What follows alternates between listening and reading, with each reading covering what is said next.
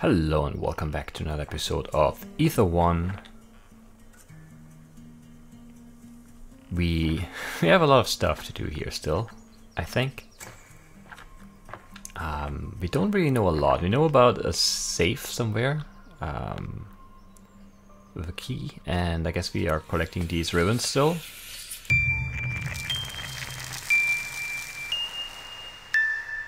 Another one. You're really doing a very good job, Restorer. Although I should mention, the board are going to be monitoring our progress tonight. So failure to retrieve the artifact is simply not an option.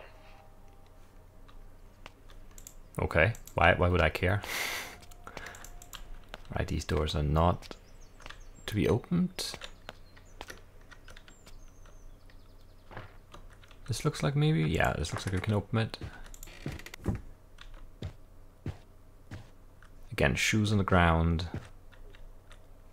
Oh, that's interesting. It's like a IV thing.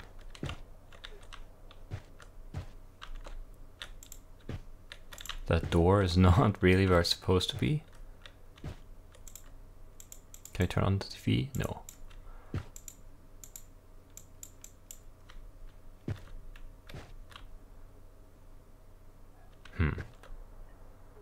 A blue handprint. That's new. Oh,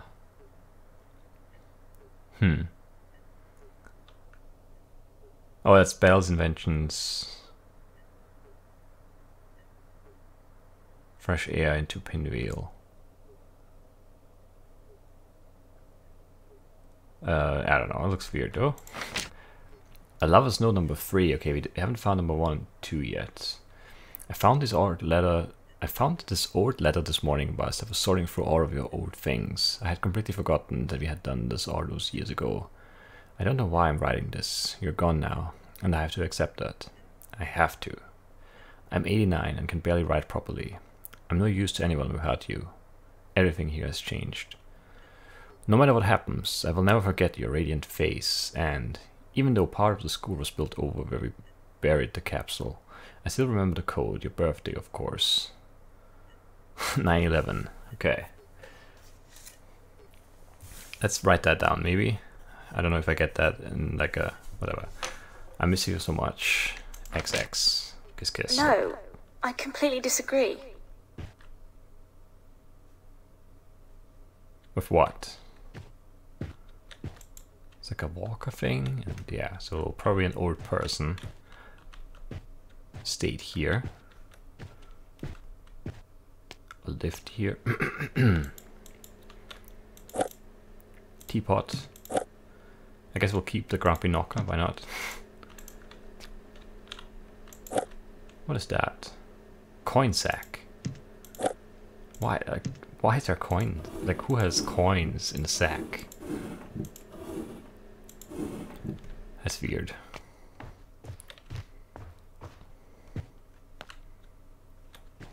Okay. Bathroom. Oh, a pencil. What? That's not a pencil. That's a pill bottle. Okay. That's kind of annoying. Can push yourself with doors. Yeah, cane. Love's note number 1. My love, I want us to do something together that can last forever. Something that someone in the future can find one day and understand the feelings that we have for one another. I'm fed up of all the normal stuff that people do when they date. I feel like we are different, that our love is deeper than the rest in some way, something important. I thought that we could create a time capsule of all the things that we hold dear for one another, from letters to treasured items, buried somewhere special, somewhere that it will remain safe for hundreds of years to come. What do you think? Right back, Tom. Okay.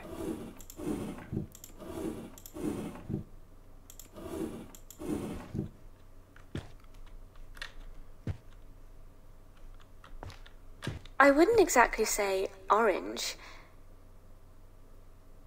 This This is strange.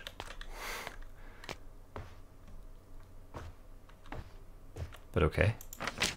That was on number 2. My dear Tom. Of course I shall help you with your time capsule. It's wonderful and romantic and exciting. That's the wrong it's. I also feel that the love that we have is different to all the other coppers. The arguments and squabbers showing that we must have something unique. I've never felt this way about anyone else in the world, and I wish we could be with each other all of the time. Do you want to meet me this evening by the old oak tree, down from the church and near the edge of the cliff? It will be a perfect place to bury the capsule. Bring the things you want to put in it and a box to use. Love with all my heart, your Juniper Perry. So no name here. We know Tom, but yeah. I'm not sure if this is Gene or someone else. I don't know. But yeah, the oak tree, old oak tree down from the church and near the edge of the cliff. That's definitely a point of interest. Hey, how you holding up? I got the message. You don't sound yourself when you're in there. I still can't shake this feeling that this whole thing is a bad idea. But I guess you need this. I don't know.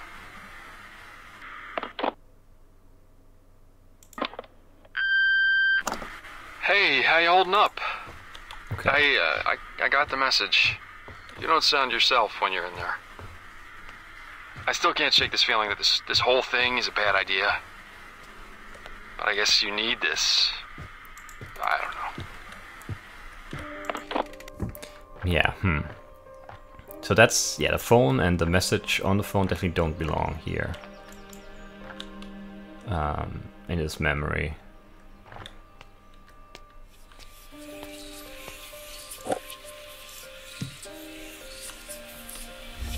Another one of those.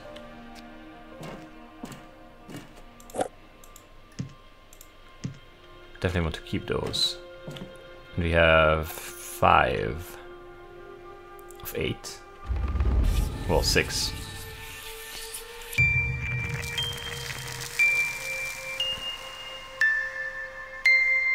Please remain focused in there, Restorer. I can't stress to you how much I'm relying on you to succeed.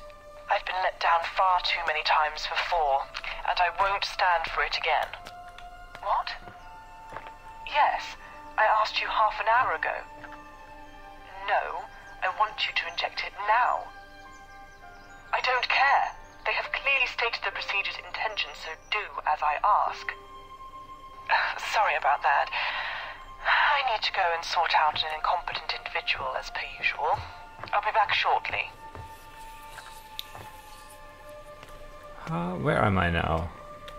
Oh, okay, up on this. Okay, I know where I am.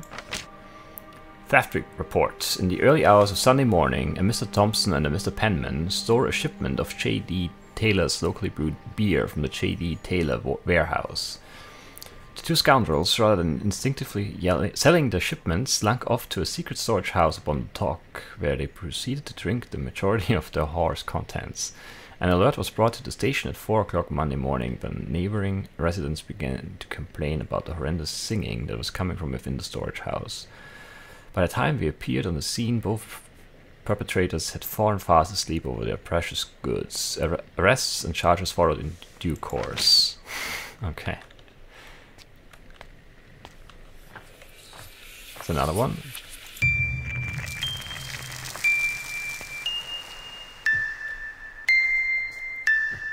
Hello, Dr. Edmund speaking. No, everything is coming along as expected. He's showing some good progress. I know, but... Yes, I understand. I'll send the results as soon as possible. That was observations. The board are expecting results soon. We simply can't miss this deadline. There should only be one more memory fragment in this area that we need to find. Please don't let me down like the others did. I guess I'll try. That's another code right here. The rhythm, just listening to that melody would never get old. What melody? 0427. Not sure what that is for. Inspirations. Stood in the center of the market. What was that? That was weird. Stood in the center of the market. I can hear the potential for my new communication system. Imagine long-distance conversations, bringing everyone closer together. Family, friends, and business. We all love to talk, to discuss ideas, and to hear loved ones' voices. Stood in the center of this market, I hear conversations. Susan Shorrocks talks to Chan Hemingway. Is it Chan? I don't know. Jan? About Matthew Lewis and his charming manners with the ladies. Dr. Foster commandeers in his doctoral manner to Howard Peterson that at his age he really should quit smoking. George Thornton tells his daughter Jean that if she is good today, he will buy her some sweets from the market. Conversation is king here and everywhere, and if my system can work, then it can be king in the home, connecting us all together. A. Bell. Okay, so that's Alexander Bell, presumably. About to invent the phone. When was that? I don't know. This timeline still doesn't make sense.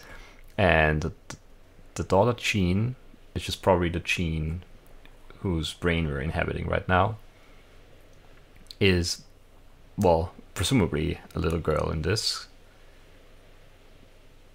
Because her father's promising her sweets from the market, so presumably she is a little girl at this point in time. Which means that she was, what, 69? 60 something, I think. I don't remember the age. I was in her 60s though, so this is 60 years ago. And they were about to invent the phone. But when was that? I need to look that up right now. I need a better grasp on the timeline here. How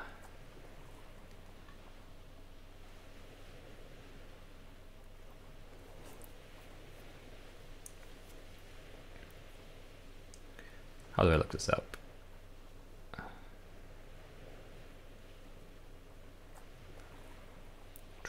Alexander Graham Bell.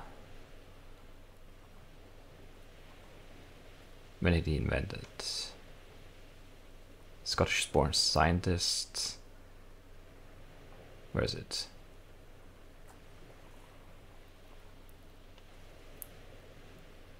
Telephone.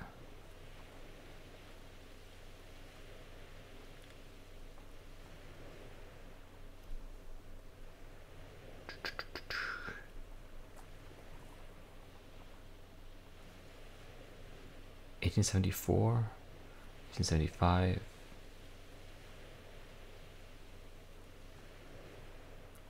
So he yeah, the race to the patent office, 1875. I don't know, this whole timeline doesn't make sense now. I feel like technologically things don't really line up as well. Everything is weird. Whatever, moving on.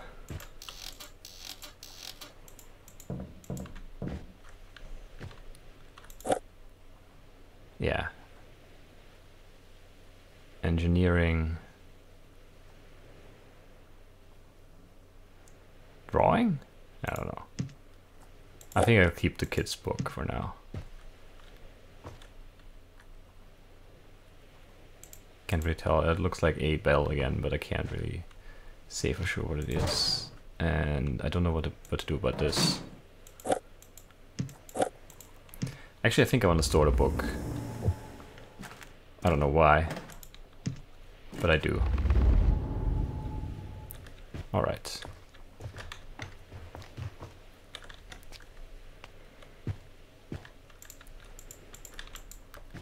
We are very confused here.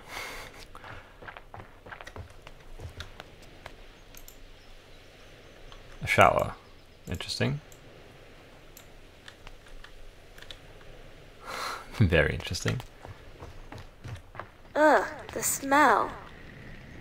What smell? I don't smell anything. Post office, okay. Pinwheel Post, May 2nd, 1966. Yeah, this is all over the place. So 1966. Disaster. Mine collapse kills 23. Yesterday a terrible accident occurred deep within Primcliff Mine, killing 23 of its workers. A chilling explosion rang throughout the village and could be heard as far away as Devlin. In a routine expansion of the tunnels deep underneath the surface, what should have been a general and safe explosion went terribly wrong when it detonated, causing a severe cave-in. Trapping 23 men, the rock collapse extended to the seabed high up above, causing the chambers to flood and killing all who were inside. Reports that the warden, Mr. R. Burton, was incapacitated at the time and could not communicate with Mr. Remo, the evacuation officer, have raised major concerns that this could have been prevented.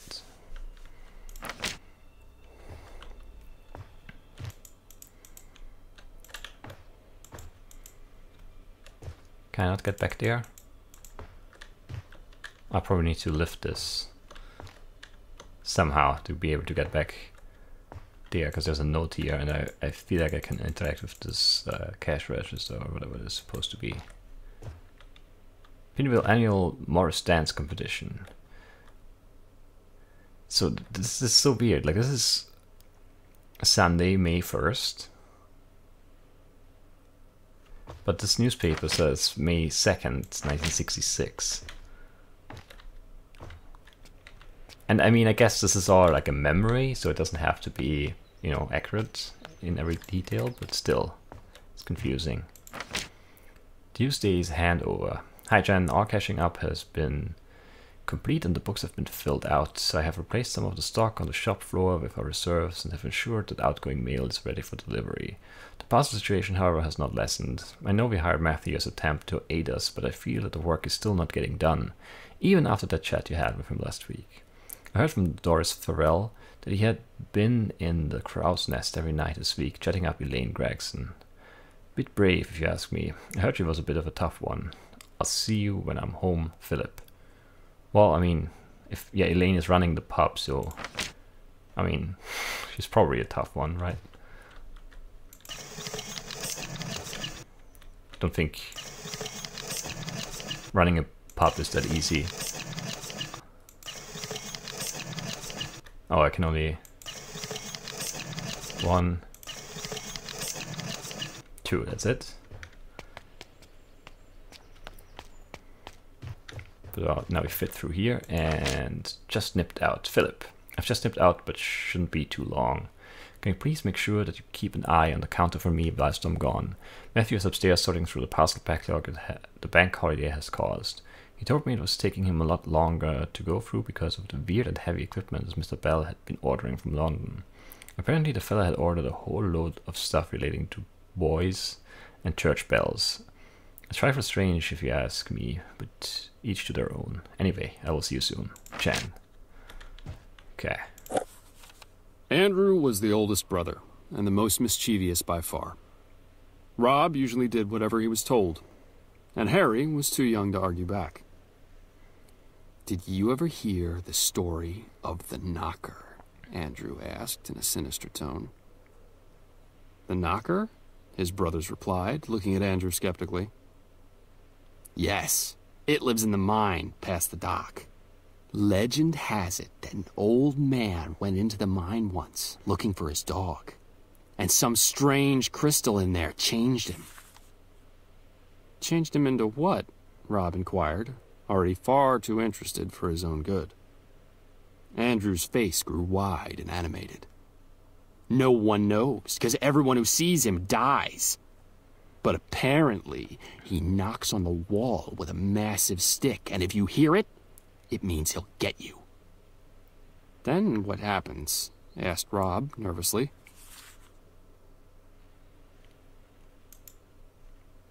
Alright, very interesting. Sort of like an Easter egg thing, I think. Feels like that at least. Well, I'm really clipping into that, but okay. Can't open it. 1966 again, interesting. I'm still not sure when we are here. But I definitely think that I want to hang on to this Snorker statue. We'll put him right here. Perfect. Alright, so the safe. What else? feel like there's more stuff we know about.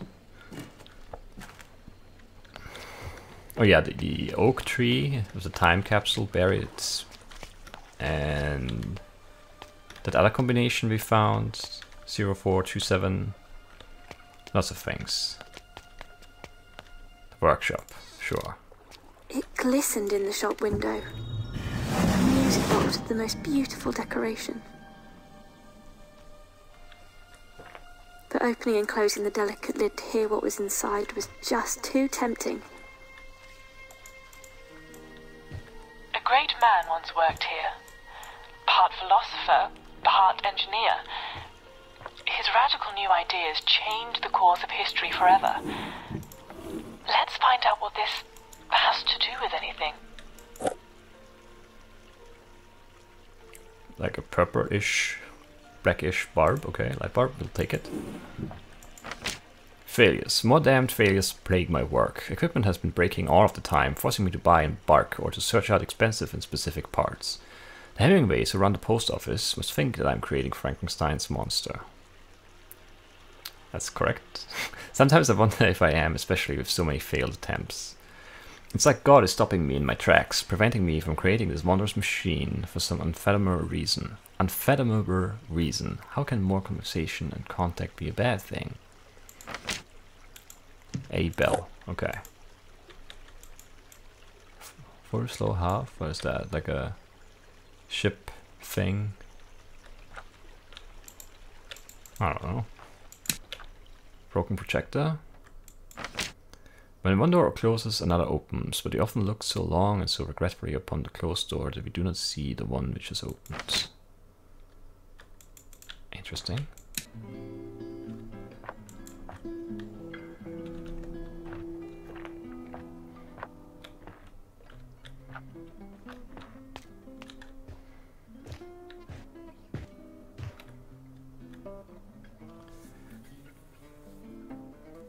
Okay, a safe, but I'm not sure we have the combination for that one.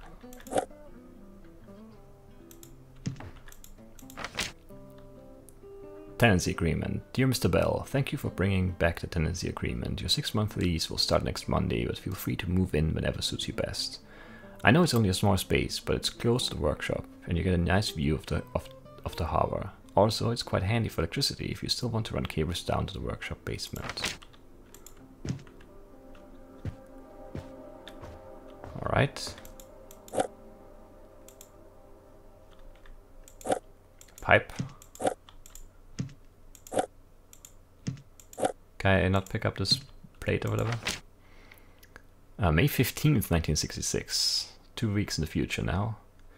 Communal funeral held for miners lost. Funeral procession for the 23 fallen workers of Brimcliff Mine was received by entire village. Some stood silently, whilst others clapped as the procession passed by. Many showed tears of care and love for the brave men, and plenty placed flowers in the coffins.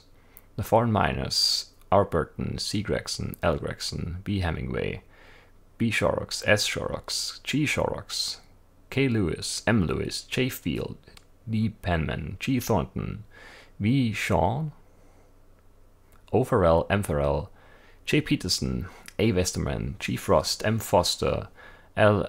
Apostle, D. Thompson, L. Disler, and D. Wainwright were all drowned when an unscheduled explosion trapped them in a chamber that flooded with seawater from the English Channel. Hundreds of residents from surrounding villages and towns began to gather at around 9 a.m. BST in preparation for the procession. Okay. Ooh, sneaky. I can't. Okay, I need to. Ah, come on. I'm stuck in the drawer. Wait, I don't have anything in my hands. Why can I not?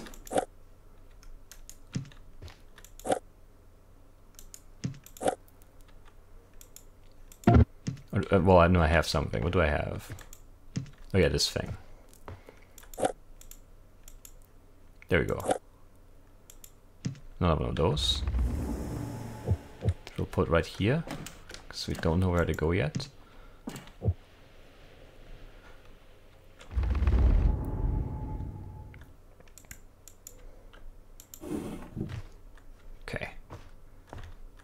Sure, let me have a go. 4. Try 4. 4. What else?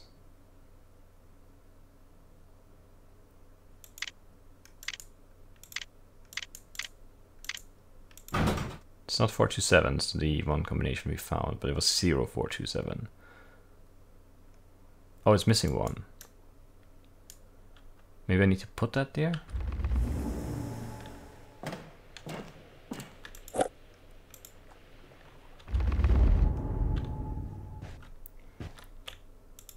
Ah, okay.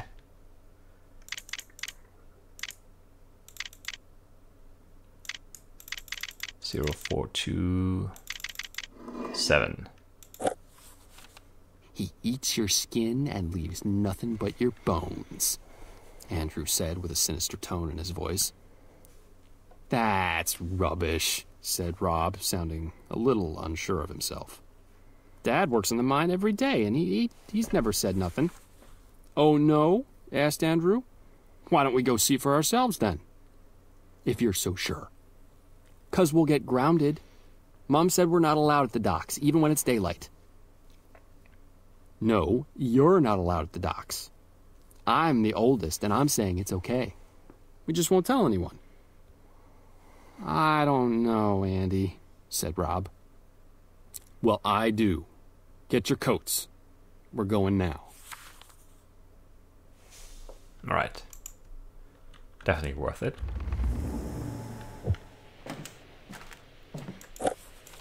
Andrew. That's what I meant to do. Alright, and now another puzzle here.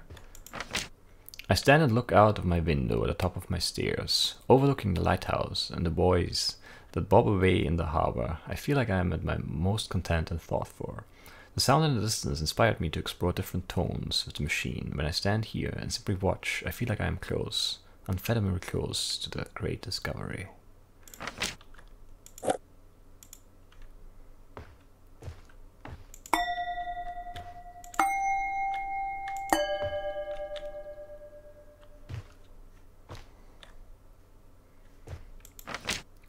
Okay. Out of my window at the top of my stairs, overlooking the lighthouse. That's probably over there in the... like not here. Or is it here? Wait. Is it this window?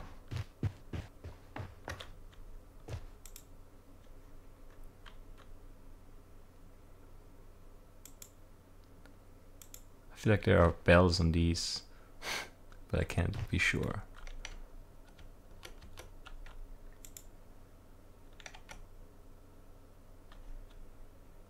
I don't hear anything that would give me a clue towards what the sound puzzle is. Yeah, I don't know.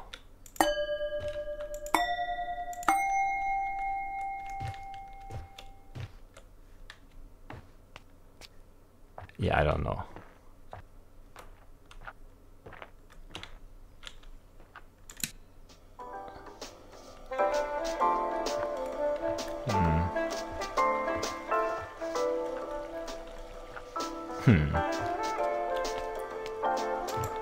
Let's leave this here.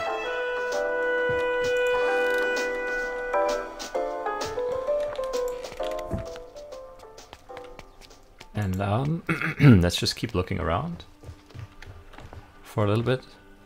Don't talk so loud. You'll scare them off.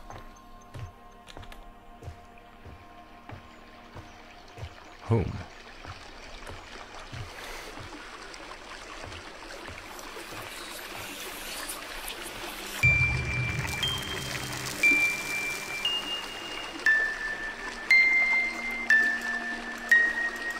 Missing that boat here. I will not let you project back to the real world until our goal is reached. Don't worry about what's happening on my end. I'll make sure you're safe. As long as you help me, I'll help you. And we'll get through this in one piece. Now, when you're ready, come back to the case and let's access the first core memory of this evening. It sounds a bit, you know, She'll help me as long as I help her. Sounds a bit, you know, blackmaily, extortionist, whatever. I feel like I'm really not in a good position here. Trapped within this memory, or these memories. Having to rely on Phyllis being on my side, who I've never met, as far as I'm aware. Which is not the best. It's not the best thing ever. But I guess we'll end the episode right here. I need to take a screenshot, I forgot about that. Let's just do one right here somewhere. And I'll see you in the next episode. Bye bye.